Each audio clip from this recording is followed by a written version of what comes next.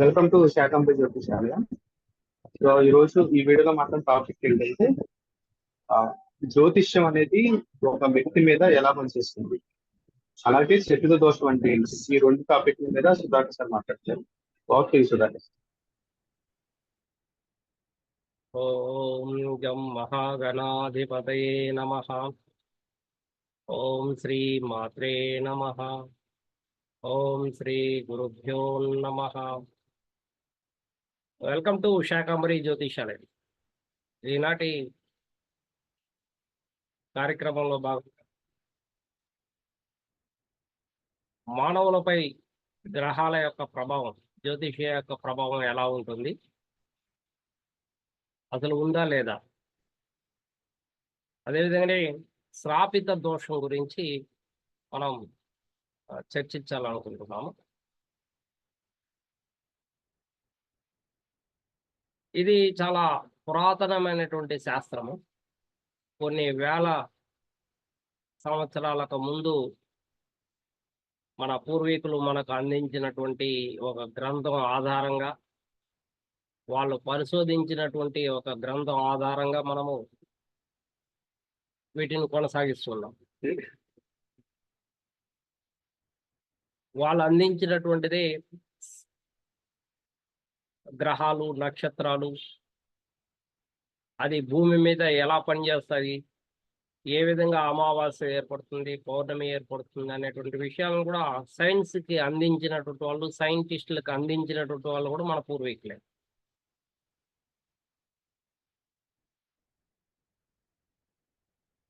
మన శరీరంలో ఏవైతే పదార్థాలు ఉన్నాయో, మన లోపల శరీరంలో ఏవైతే పదార్థాలు ఉన్నాయో అటువంటి పదార్థాలే మనకు బయట కూడా ఉన్నాయి.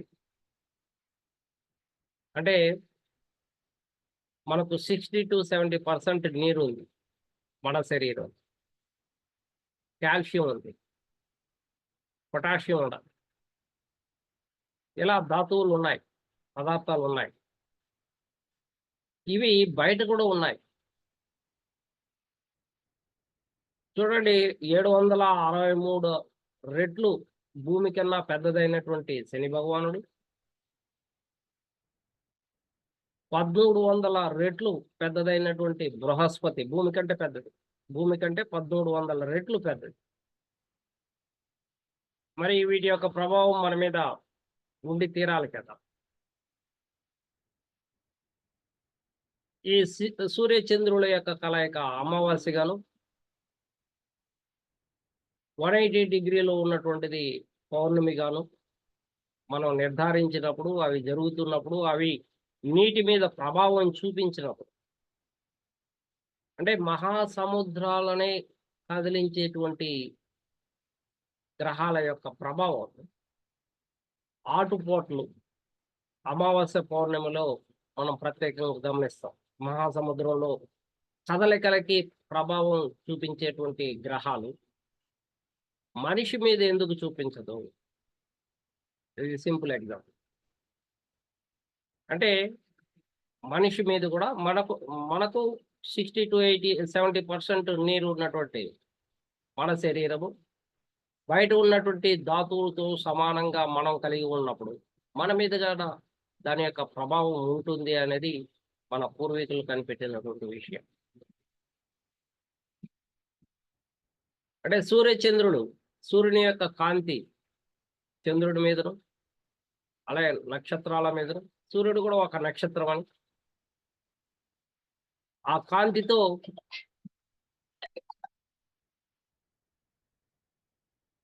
మన యొక్క ప్రభావం, మన మీద ప్రభావం చూపిస్తూ ఉన్నది అనేటువంటిది నిజం. మన ఆలోచనలు, మన యొక్క యాటిట్యూడ్, బిహేవియర్, ఇవన్నీ కూడా గ్రహాల యొక్క ప్రభావం. ఈ గ్రహాల యొక్క ప్రభావము స్థానాన్ని బట్టి ఏర్పడుతున్నాయి. అందుకనే date, time of birth, place of birth తీసుకుంటున్నాం. ఆ సమయంలో నువ్వు పుట్టినప్పుడు ఆ సమయంలో గ్రహాలు ఎక్కడున్నాయి, ఎటువంటి ప్రభావం నీ మీద చూపించగలుగుతున్నాయి, అంటే కర్మలకు అతీతంగా ఎవరు లేరు. ప్రతి ఒక్కరు కూడా కర్మల్ని మోసుకొచ్చినటువంటి వాళ్ళే. ఈ కర్మల్ని మనము సంచిత కర్మలని, ప్రారబ్ధ కర్మలని చెప్పుకుంటుంటాం. ఈ సంచిత కర్మ ఎంతవరకు తీసుకొచ్చావు ఈ భూమి మీదకి, ఎలాంటి కర్మల్ని నువ్వు మోయాల్సి వచ్చింది ఈ జన్మలో అని చూపించేటువంటిది జ్యోతిష్యము. ఇది ఒక సూచన. ఏ విధంగా అయితే గడియారంలో చిన్న ముళ్ళు 3 దగ్గర ఉంటే 3 అని, 12 దగ్గర ఉంటే 12 అనేసి మనం ఎలా సూచన ఇస్తుందో మనకు, అటువంటి సూచనే ఈ జ్యోతిష్యం అనేది. శారీరక మానసిక స్థితిగతులను కూడా పరిశీలించి చెప్పేటువంటి స్థాయి జ్యోతిష్యానికి ఉంది.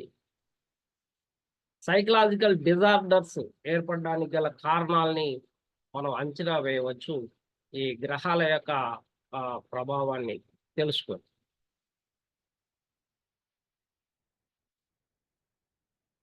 కాబట్టి ఖచ్చితంగా మనిషిపై గ్రహాలు, నక్షత్రాల యొక్క ప్రభావం అయితే ఉంది. దానికి అనుగుణంగానే మన కర్మలు అంటే ప్రారబ్ధ కర్మలు ద్వారా పూర్వజన్మలో చేసినటువంటి కర్మల్ని మనము తొలగించుకోవచ్చు. అంటే పాప కర్మలు, మంచి కర్మ, చెడు మంచి, ఈ 2 కర్మలే మీదనే ఆధారపడి ఉంటుంది. సో మంచి అంటే మనకు అనుకూలంగా అన్నీ జరుగుతూ ఉంటే దాన్ని మంచి కర్మ అని, మనకు ప్రతికూలంగా జరిగేటువంటి విషయాలన్నీ మనం చెడు కర్మలుగా భావిస్తూ ఉంటాం. అంటే మంచి కర్మల్ని మనము ప్రతి పని సానుకూలంగా జరిగేటువంటివన్నీ కూడా మంచి కర్మలే. సరైన సమయంలో మ్యారేజ్ అయింది అంటే చదువులు బాగా సాగింది, చదువుల తర్వాత ఉద్యోగము, ఉద్యోగం తర్వాత పెళ్లి తర్వాత పిల్లలు, ఆ తర్వాత ఓల్డ్ ఏజ్. సో ఓల్డ్ ఏజ్లో కూడా నిన్ను అందరూ బాగా చూసుకుంటున్నారు, వచ్చినటువంటి కోడళ్ళు అట్లే పిల్లలు బాగా చూసుకుంటున్నారు, మంచి కర్మని ఇతను కొనసాగిస్తున్నాడు అనేది మనం చెప్పుకుంటాం. చదువులు సరిగ్గా రాక, చదువులు కూడా కష్టపడి ఎన్నో బాధల్ని అనుభవించి, దారిద్ర్యాన్ని అధిగమించి, చదువులు చదివిన తర్వాత ఉద్యోగం కోసం మరలా కష్టపడుతూ, రావాల్సినటువంటి సమయానికి వయసుకి ఉద్యోగం రాక, ఉద్యోగం కోసం ఎంతో పరితపించి సాధించినటువంటి ఉద్యోగము, తర్వాత ఆలస్యమైనటువంటి వివాహము, వివాహంలో సరైనటువంటి సంతృప్తి లేకపోవడము, పిల్లలు సమయానికి కలగకపోవడం, ఆలస్యంగా పిల్లలు పుట్టడము, పుట్టినటువంటి పిల్లలు సరిగ్గా లేకపోవడము, ఓల్డ్ ఏజ్లో కూడా ప్రాబ్లమ్స్ రావడం, ఇవన్నీ కూడా మనం చెడు కర్మగా భావిస్తాం. ఇందులో ఏది జరిగినా కూడా మనం చెడు కర్మగా భావిస్తాం. ఎంతవరకు మంచి జరిగిందో అంతవరకు ఇతనికి సానుకూలంగా ప్రజలు కూడా చెప్పుకుంటూ రావడం జరుగుతుంది. ఎప్పుడైతే కష్టాలు, దరిద్రము, బాధలు అనుభవిస్తావో అక్కడ మనము చెడు కర్మగా భావించాల్సి వస్తుంది. కాబట్టి చెడు కర్మల్ని తొలగించుకోవడమే మరో జన్మ. చెడు కర్మల యొక్క పాప ఫలితాలను తగ్గించుకోవడం, దాని యొక్క ప్రాముఖ్యతను, దాని యొక్క ప్రాబల్యాన్ని తగ్గించుకోవడమే మరో జన్మ యొక్క ముఖ్య ఉద్దేశం. మరి దీనికి అన్నిటికీ కారణం జ్ఞానం. సరైనటువంటి జ్ఞానము నీ దగ్గర ఉన్నట్లయితే, సరైనటువంటి సంపద కాదు, సరైనటువంటి జ్ఞానం. సంపద ఉన్నటువంటి వాళ్ళకందరికీ జ్ఞానం ఉందనేసి అనుకోవద్దు. వాళ్ళు ప్రాపంచిక సుఖాల కోసం పరుగులు తీసేటువంటి వాళ్ళు ఉన్నారు. సంపద ఉన్నటువంటి వాళ్ళు స్పిరిచువల్ నాలెడ్జ్ కలిగినటువంటి వాళ్ళు ఉన్నారు. ఇందులో స్పిరిచువల్ నాలెడ్జ్ కలిగినటువంటి వాళ్ళు చాలా గొప్ప స్థాయికి వెళ్ళగలుగుతారు, ఇతరులకి మార్గదర్శకులుగా ఉండగలుగుతారు, వాళ్ళ యొక్క జ్ఞానాన్ని పెంచుకోగలుగుతారు. ఎవరైతే వరల్డ్లీ ప్లెజర్స్ కోసం పరుగులు తీస్తూ ఉంటారో వాళ్ళు చాలా కష్టాల్ని, నష్టాల్ని భరించాల్సినటువంటి ఆవశ్యకత కూడా ఉంది. కాబట్టి మనుషులపై జ్యోతిష్యం యొక్క ప్రభావం చాలా అధికంగా ఉంది. దీన్ని గణితం ద్వారా మాత్రమే క్యాలిక్యులేషన్ చేయగలం. మరి భూమి కన్నా ఎన్నో రెట్లు పెద్దదైనటువంటి ఆ గ్రహాల యొక్క ప్రభావం ఏ విధంగా అయితే మహాసముద్రాలు నీటి కదలికలకు ప్రాబల్యాన్ని చూపిస్తుందో అటువంటి ప్రాబల్యమే మనుషుల మీద కూడా చూపిస్తుంది. అందువల్ల అమావాస్య పౌర్ణమి రోజు యోగం కరణం ముందు అమావాస్య ముందు 2 రోజులు, అమావాస్య తర్వాత 2 రోజులు కూడా ఏ పని మనం చేయకుండా కేవలం మెడిటేషన్ యోగా చేయమనేసి మన పెద్దలు కూడా మన పూర్వీకులు కూడా తెలియజేయడం జరిగింది. ఆ సమయంలో ఏది చేసినా అది పిచ్చి చేష్టలుగా భావిస్తాం.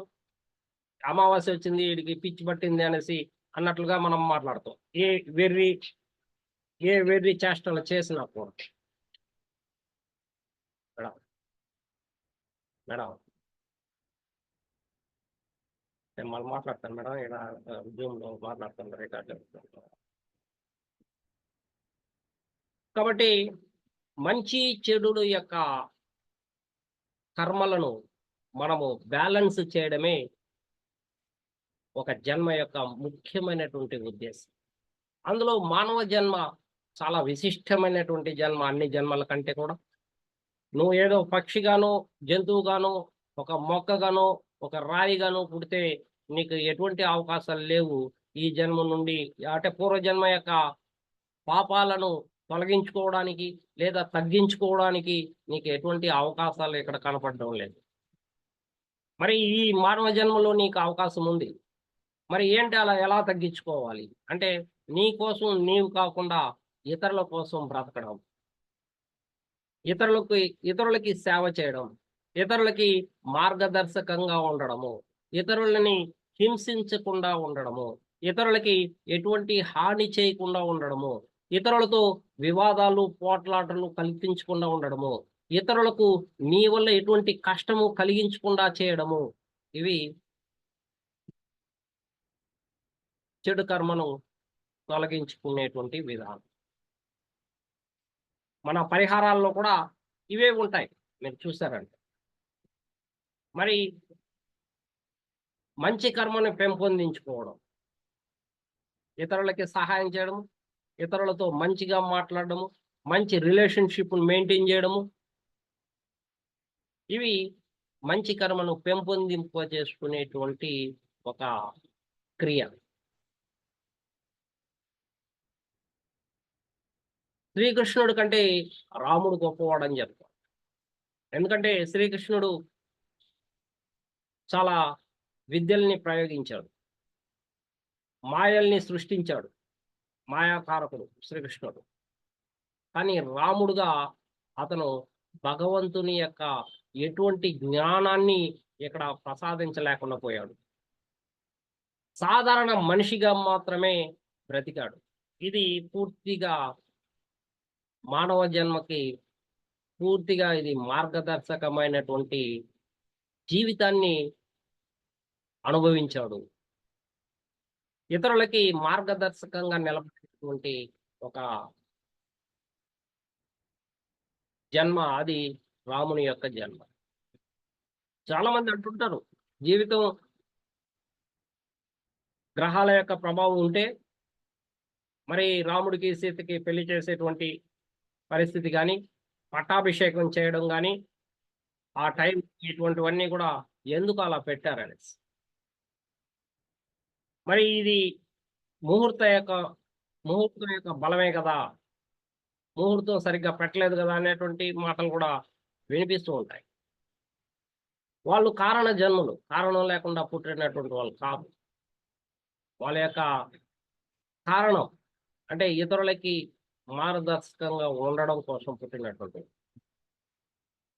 కాబట్టి వాళ్ళకి తెలిసి పెట్టినటువంటి విషయాలు ఇవన్నీ కూడా ఇలా జరుగుతాయనేసి. అరణ్యవాసం పెళ్ళైతే పట్టాభిషేకం అప్పుడు కూడా రాముడు అరణ్యవాసం వెళ్ళాల్సి వస్తుంది అనేది కూడా ముందుగానే తెలియజేశారు. అలానే జరిగింది కూడా.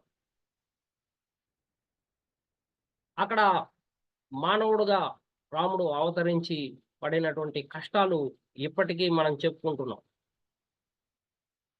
రాముని యొక్క రాజ్యం కావాలని రాముడు సీతలాగా ఉండాలని.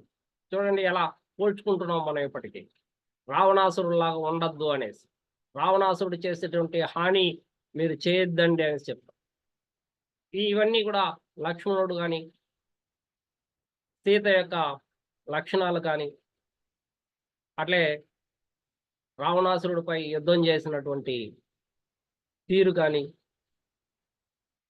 ఆంజనేయులు సహాయం చేసినటువంటి విధానం కానీ, ఇవి కూడా మార్గదర్శకత్వం చూపించడానికి తప్ప ఇక దేనికి కాదు. అధికమైనటువంటి శక్తి కలిగినటువంటి భగవంతుడు కూడా మానవ రూపంలో వచ్చి ఇతరులకి మార్గదర్శకం చేసి వెళ్తున్నారు. కాబట్టి ఎవరైతే మంచిని, జ్ఞానాన్ని తీసుకుంటారో, పంచుకుంటారో, మార్గదర్శకం ఇతరులకి చూపించగలుగుతారో, వాళ్ళందరూ కూడా మంచి కర్మని పెంపొందింపజేసుకునేటువంటి వాళ్ళు అవుతారు. కాబట్టి మనుషుల జీవితాలపై గ్రహాల యొక్క ప్రభావం ఉంది. ఒకరు కాళ్ళు, చేతులు అన్నీ బాగా ఉన్నటువంటి వాడుగా పుడుతున్నాడు. ఇంకొకరేమో గుడ్డిగా, కుంటిగా పుడుతున్నారు. ఇంకొకరేమో చాలా దరిద్రాలతో బతుకుతున్నాడు. చాలా కష్టాలని అనుభవిస్తుంటాడు. మరి ఇంకొకరేమో కోటీశ్వరులుగా. మరి ఈ రకరకాలైనటువంటి వాటికన్నిటికీ కూడా రకరకాలైనటువంటి విషయాలకు అన్నిటికీ కూడా దేవుడి యొక్క అనుగ్రహం కలిగి ఉంది. దేవుని యొక్క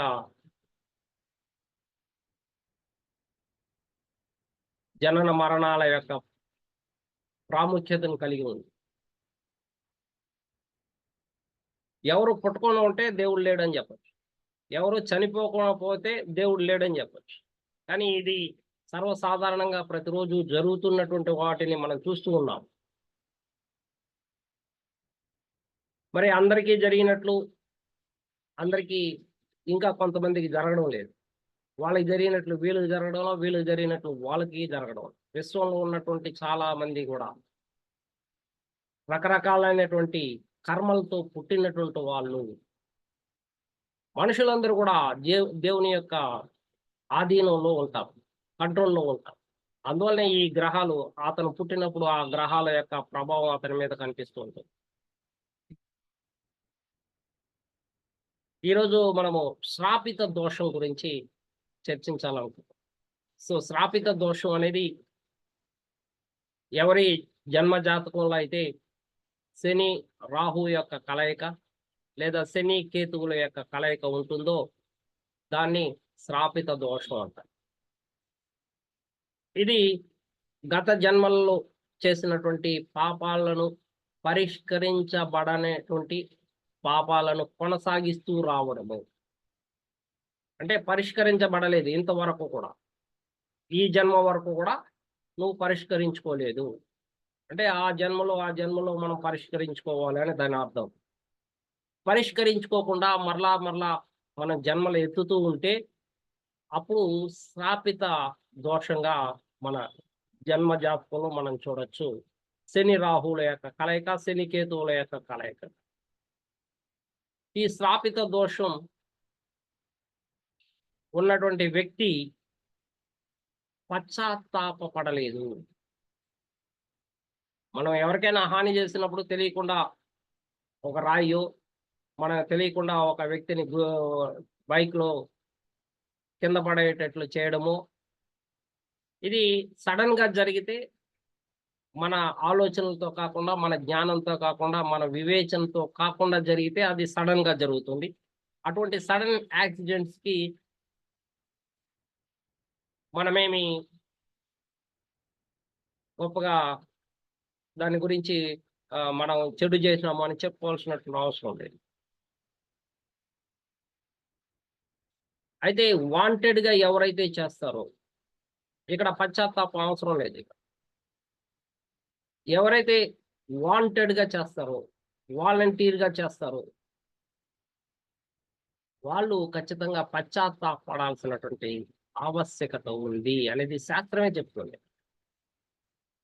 మరి అటువంటి పశ్చాత్తాపడకుండా, పాపాలని కూడా పరిష్కరించబడకుండా నువ్వు వస్తూ ఉంటే అది స్థాపిత దోషంగా మారిపోతుంది ఈ జన్మకి.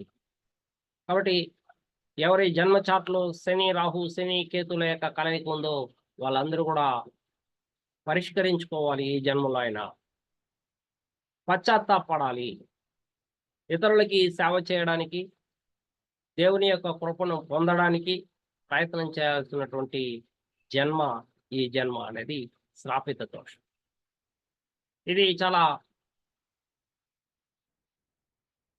కష్టాలని, నష్టాలను, బాధలను, దారిద్ర్యాన్ని ఇచ్చేటువంటి ఒక దోషం. అదేవిధంగా కొంతమంది చాలా గొప్ప స్థాయిలోను ఉన్నత స్థాయికి ఎదిగినటువంటి వాళ్ళు కూడా ఉన్నారు. ఉన్నత స్థాయి నుంచి ఒకేసారి పడిపోయేటువంటి వాళ్ళు ఉన్నారు. మత పెద్దలు ఉన్నారు శ్రాపిత దోషంలో. మత పెద్దలు మూర్ఖంగా ఉన్మాదులుగా ఉన్నారు.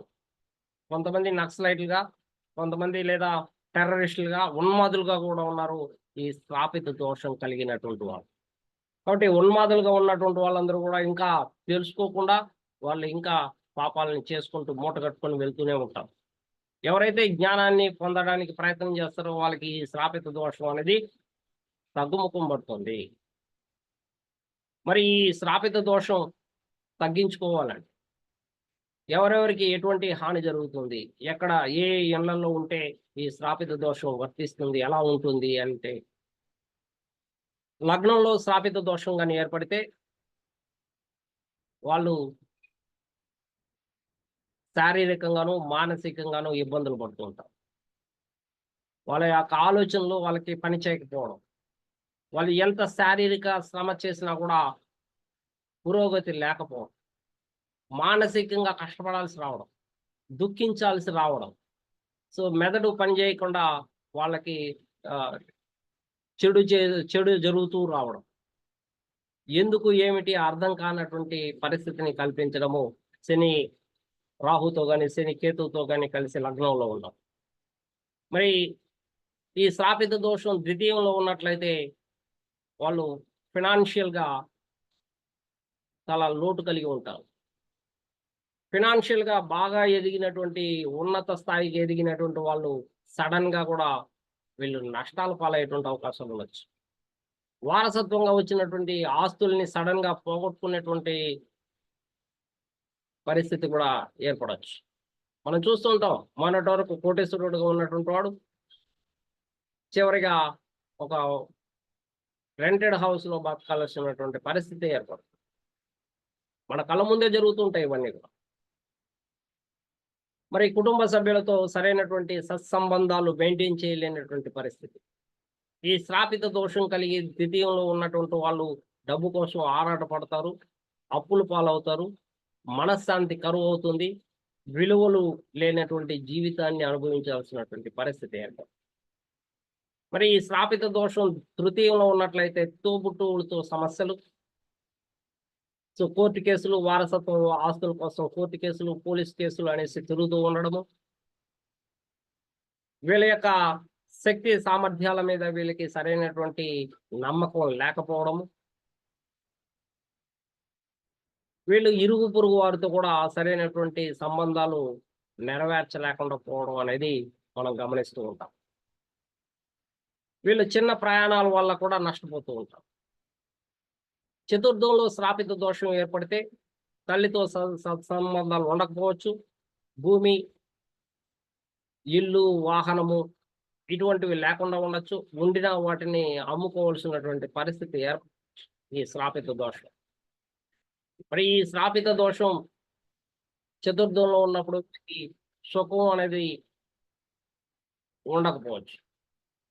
సుఖమైనటువంటి జీవితాన్ని వీళ్ళు కంటిన్యూ చేయలేకపోవచ్చు. ఎంతో జ్ఞానం కలిగి ఉండొచ్చు. శ్రాపిత దోషం ఉన్నటువంటి వాళ్ళు కూడా చాలా జ్ఞానవంతులు, అధిక శక్తి కలిగి ఉంటారు జ్ఞానంలో.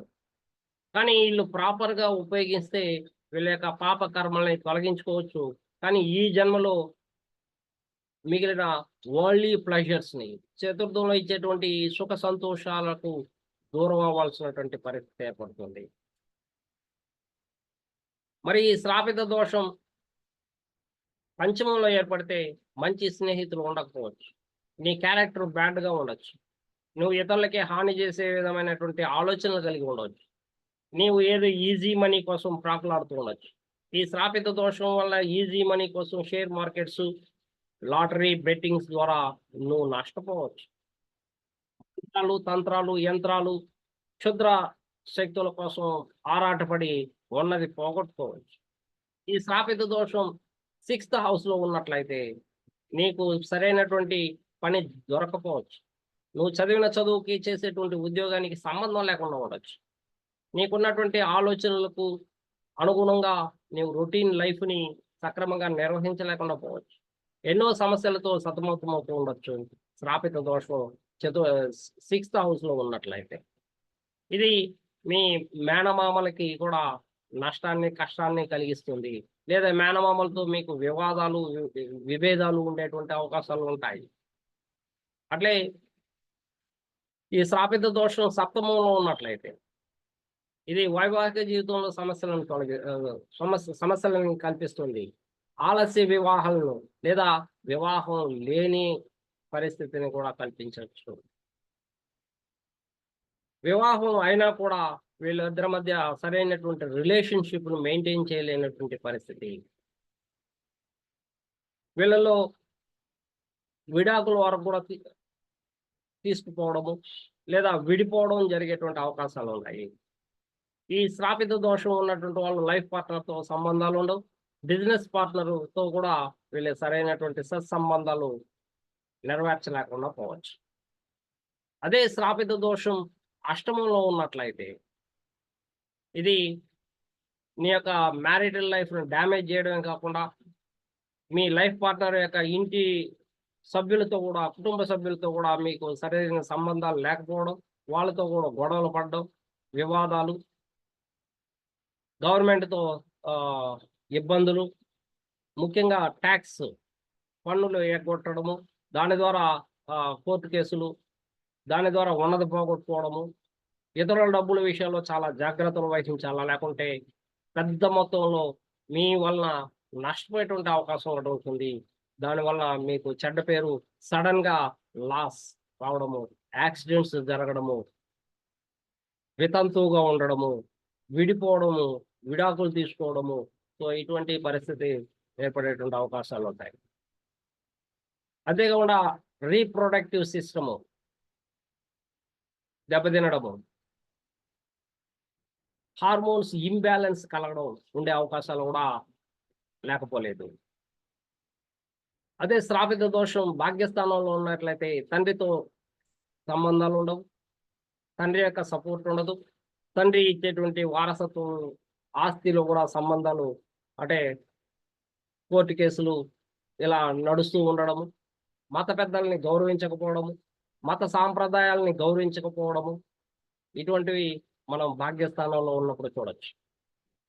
మరి ఈ శ్రాపిత దోషం 10వ స్థానంలో ఉన్నట్లయితే వీళ్ళు వృత్తిలో కానీ, ఉద్యోగంలో కానీ, వ్యాపారంలో కానీ నిలకడ లేనటువంటి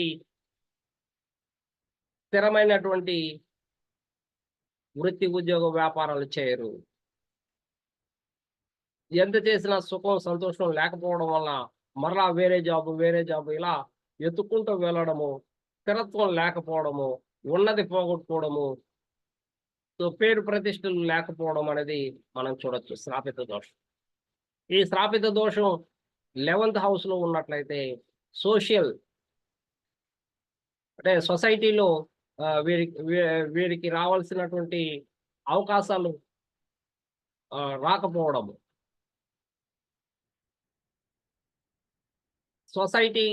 సొసైటీకి వీళ్ళు దూరం అయిపోవడం, సొసైటీకి సేవ చేయాల్సినటువంటి వాళ్ళు వీళ్ళు సొసైటీకి దగ్గరగా కాకుండా సో దూరంగా ఏకాంతంగా గడపాల్సినటువంటి పరిస్థితి ఏర్పడడం, వీళ్ళ జీవితంలో పర్మనెంట్ ఫ్రెండ్స్ లేకపోవడం, సో ఎవరి యొక్క సహాయం వీళ్ళకి అందదు.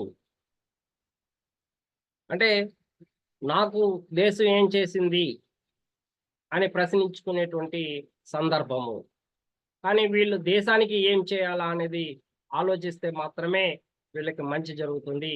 దేశం నుండి ఏమీ ఆశించకూడదు. అదే శ్రాపిత దోషం 12వ స్థానంలో ఉన్నట్లయితే వీళ్ళ యొక్క కర్మ పెండింగ్ అనేది లగేజ్ ఎక్కువగా మోసుకొచ్చారనే సార్, ఈ లగేజ్ తగ్గించుకోవాల్సినటువంటి బాధ్యత ఉంది. వీళ్ళకి మనశ్శాంతి లేకపోవడం, ఏకాంతంగా ఉంటే కూడా వీళ్ళ మనసు అలజడిగా ఉండడం, ఎంతో గందరగోళమైనటువంటి జీవితాన్ని అనుభవించడం, అప్పులు పాలైపోవడం, ఇచ్చినటువంటి చోట తిరిగి రాకపోవడం, వీళ్ళు తెచ్చిన చోట మాత్రము వీళ్ళు అప్పులు కట్టుకుంటూ ఉండడం, ఎక్కువ పని తక్కువ ఆదాయంతో వీళ్ళు బ్రతకడం, సరైనటువంటి ఆలోచన, సరైనటువంటి దిశ దశ లేకుండా జీవితాన్ని నెట్టుకుంటూ రావడం, ఇటువంటి పరిస్థితి వీళ్ళకి ఏర్పడే అవకాశాలు ఉన్నాయి ఈ శ్రాపిత దోషం ఉన్నట్టు. కాబట్టి శ్రాపిత దోషం ఏ జన్మ చాట్లో అయితే ఉంటుందో వాళ్ళు ఖచ్చితంగా ఇతరులకి సహాయం చేయాలా, సేవ చేయాలా.